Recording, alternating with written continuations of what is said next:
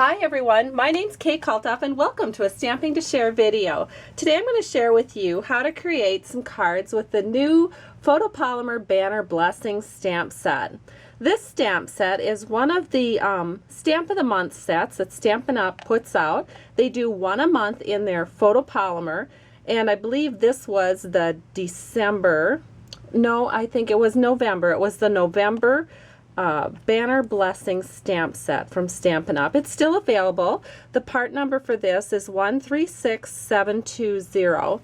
And I made a trio of cards, as you can see. This one is with Crushed Curry. Here we have one with Pear Pizzazz. And then this one is in Pool Party. And they each have a different word that's accentuated with a banner that has a little gospel verse on it. So the first one is shine, this one is thanks, and this one is friend. And now I'm going to share with you how to create one of these cards, and we're going to use the joyful banner. So I already have my stamp on a block H, and then we're going to be using the Memento ink, and we are going to use the Apothecary Art framelets. And what I did is I already did this in advance, but I just used some Whisper White paper and cut one of those out. And so whenever you're using the stamps that are clear, the photopolymer stamps from Stampin' Up!, you want to be sure that you're using a Stampin' pad. There's very little cushion on these stamps, and they will stamp better for you if they are used in conjunction with a pad. So I am inking this up, and now I am going to stamp it on this die cut.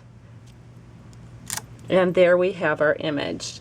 And I did go ahead and stamp this in advance because I wanted to get right into the coloring. And now on the other cards that I created, I did use Daffodil Delight, Pool Party, and the Pear Pizzazz blendabilities to color in the little banner. But on this one, I am going to use Blushing Bride because that is going to be the paper that I'm accentuating. And I didn't quite have the right pink in the blendabilities. Now that will all change come January 6th. When we have some new blendability colors coming. But until that time, I am just going to use my Blushing Bride marker. So there we go. And that is done. That's all the coloring you have to do on this. Now, to put the card together, we are going to start with a piece of cardstock called Blushing Bride. This is cut at 5.5 by 8.5 and scored at 4 1/4. So we can go ahead and fold this, and then we are going to do a couple of layers here. So the first layer is a 3 1/8 by 4 1/8 piece of basic black paper, and then that is going to be layered with a 3 by 4 inch piece of Flowerpot Designer Series paper. All of the cards that I made using this stamp set use the Flowerpot Designer Series paper. And I'll show you these again. I'm going to use some multi-purpose liquid glue to adhere this to the black card panel here. So here it is, ready to go. And now I think I would also like to add a little ribbon. Now on the other ones, I used some coordinating ribbon that coordinated with the base of the cardstock, and I could do that with this one as well, but I'm choosing not to because I'm going to have my customers do this, and they are going to use all Whisper White. So now I'm just going to secure this Whisper White ribbon with some Scotch tape. And then I'm going to do another wrap around this. So here is another little scrap of Whisper White cotton ribbon. This is 1/4 inch. And I'm just going to wrap that around on the corner here. And get that all set in. Beautiful. And now I'm just going to take my ribbon scissors and just trim that up so it's nice and sweet looking. And that is done. And now we can just go ahead and we can put this onto our card. So I'm going to raise it just a little bit with some dimensionals. So here are some dimensionals. I'll just put that on the back. One in each corner will work grandly. And here we go. Alright, so we're just going to take the backings off to expose the adhesive, and then we can go ahead and center this in on our card.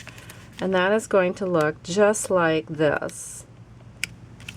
Beautiful. And I do like the way that Whisper White really kind of shows it off, and it's really going to coordinate nicely with my panel here.